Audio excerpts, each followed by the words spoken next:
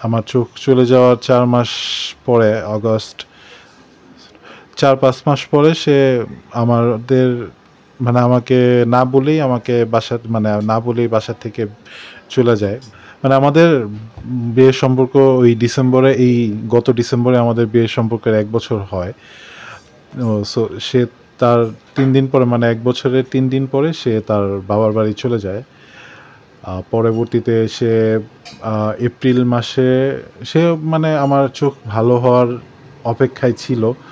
যখন সে বুঝতে পারলো বা যখন সে জানতে পারলো মানে আস্তে, আস্তে যখন বিষয়গুলো সব সামনের দিকে আসতেছে যে আমার চোখের কী অবস্থা কী, তখন সে আসলে তার ফ্যামিলি চায় নাই যে এই অন্ধত্বের সাথে তার মেয়ের জীবনটা অন্ধতে থাকুক বা সেও চায় নাই তার জীবনটা অন্ধ হয়ে থাকুক, অন্ধকারের মধ্যে থাকুক। সো সে তার উজ্জ্বল ভবিষ্যতের জন্য সে ডিসেম্বরের মানে আমাদের বিবাহবার্ষিকীর ৩ দিন পরে সে বাবার বাড়িতে চলে যায়। পরবর্তীতে সে এই বছর এপ্রিল মাসে আপনার সম্ভবত ৪-৫ তারিখে ডিভোর্স লেটার পাঠায়। পরে আমরা নিজেদের মাধ্যমে কথা বলে মীমাংসিত করে এপ্রিলের ২২ তারিখে আমরা সবকিছু ডিসক্লোজ করে চলে আসি তার কাছ থেকে। তাকে উজ্জ্বল ভবিষ্যতে মানে সুযোগ কইরা দিয়ে আমাদের আসলে চলে আসা। কারণ সে আসলে চাচ্ছিল না এই অন্ধত্বের সাথে অন্ধকার জীবনে থাকতে। যার কারণে সে আসলে চলে গেছে আমাকে ছেড়ে। সবচেয়ে বড় কথা বলতে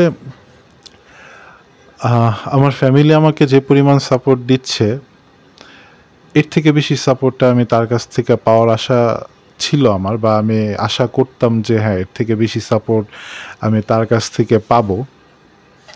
যতদিন ছিল হ্যাঁ, সে আমাকে সাপোর্ট করতেছিল। বলব না যে সে আমাকে সাপোর্ট করে নাই। হ্যাঁ, সে করতেছিল, বাট তার পিছনে উদ্দেশ্য ছিল আমার চোখ ভালো হবে কিনা, সেরকম একটা উদ্দেশ্য তার প্রবণতা নিয়ে সে মানে আমার সাথে ছিল। যে কয়দিনই ছিল এরকম একটা উদ্দেশ্য নিয়েছিল, যদি ভালো না হয় তাহলে সে থাকবে না। সো আসলে এই মুহূর্তটাতে হ্যাঁ, আমার তাকে খুব বেশি প্রয়োজন। কারণ ফ্যামিলি আমাকে সময় দেয়, ফ্যামিলি আমাকে যতটুকু সম্ভব ততটুকু সময় দেওয়ার চেষ্টা করে, বাট বাকি সময়টা আসলে আমার তার সময়টা খুব বেশি প্রয়োজন ছিল, যেটা হয়তোবা কপালে ছিল না, তাই আর কি পাই নাই। নতুন বাংলাদেশ যেদিন হয় মানে ৫ই আগস্ট, সেদিন আমি ইন্ডিয়াতে ছিলাম। আসলে ওই দিন নিজেকে খুব তুচ্ছ মনে হচ্ছিল।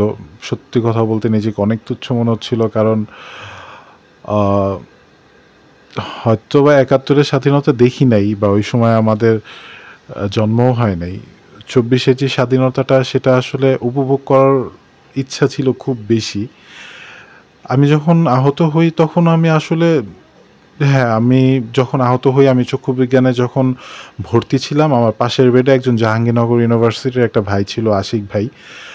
সো আমি যখন বের হয়ে আসি তখন তার সাথে আমি বলে আসি, ভাই বিজয় আমাদেরই হবে, এই কথাটা আমি বইলা আসি তাকে। তো ভাই আমাকে অনেক উৎসাহ দিয়েছিল যে ভাই তুমি ভাইঙা পড়ো না, তুমি দেখবা আবার, এরকম সে চেষ্টা করছিল। সো ৫ তারিখে যখন স্বাধীনতা হয় মানে স্বাধীন হয় ফ্যাসিস্টের থেকে, তখন আসলে খুব ইচ্ছা ছিল মানে সাধারণভাবে মানুষদের সাথে বিজয় উল্লাস করার, সাধারণভাবে নিজেকে মেলে ধরার, বাট সেটা আসলে সম্ভব হয় নাই। বাট নতুন বাংলাদেশটা আসলে নতুন মানুষদের হাতে যতটুকুই সময় তারা আছে না কেন, বা যতটুকু সময় তারা অতিক্রম করছে, আমি মনে করি যে হ্যাঁ, তারা বাংলাদেশের জন্য যথেষ্ট করার চেষ্টা করতেছে। আসলে এতটুকু চেষ্টা হয়তোবা এর আগে হইছে, বাট সেটা আসলে নিজের ব্যক্তি স্বার্থের জন্য করতে হইছে বা করছে।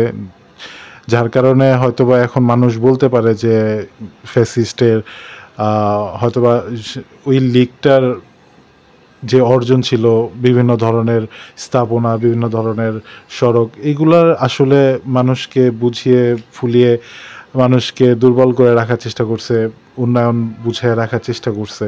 বাট আল্টিমেট উন্নয়ন হচ্ছে বৈশ্বিক দিকের উন্নয়ন, যেটা বিদেশের চোখে যেটা উন্নয়ন হবে, আমরা সাধারণ মানুষ যেটাকে উন্নয়ন বলবো, সেটা আসলে এই সরকার মানে অন্তর্বর্তী সরকার যতটুকু চেষ্টা করে যাচ্ছে না কেন, আমি মনে করি যে হ্যাঁ, তারা নিজেদের জায়গা থেকে যথেষ্ট পরিমাণ চেষ্টা করতেছে, বাট বিভিন্ন ধরনের বাধা অতিক্রমের কারণে তারা আসলে সব দিক থেকে সফল হতে পারছে না।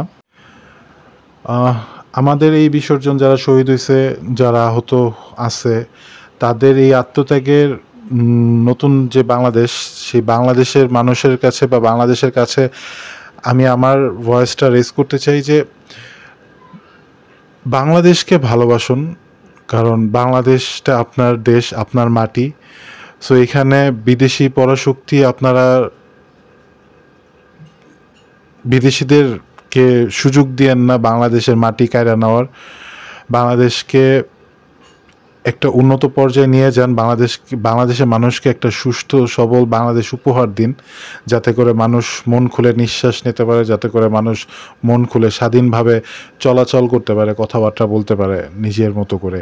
নিজের পরিবারকে যেভাবে ভালোবাসে ঠিক সেভাবে নিজের দেশটাকে ভালোবাসুন। দেশকে ভালোবাসলে দেখবেন দেশের প্রতি মায়া মহব্বত সব কিছুই বাড়বে আপনার প্রতি। তখন এই বিশৃঙ্খলা, অরাজকতা কোনো কিছুই বাংলাদেশে আর থাকবে না।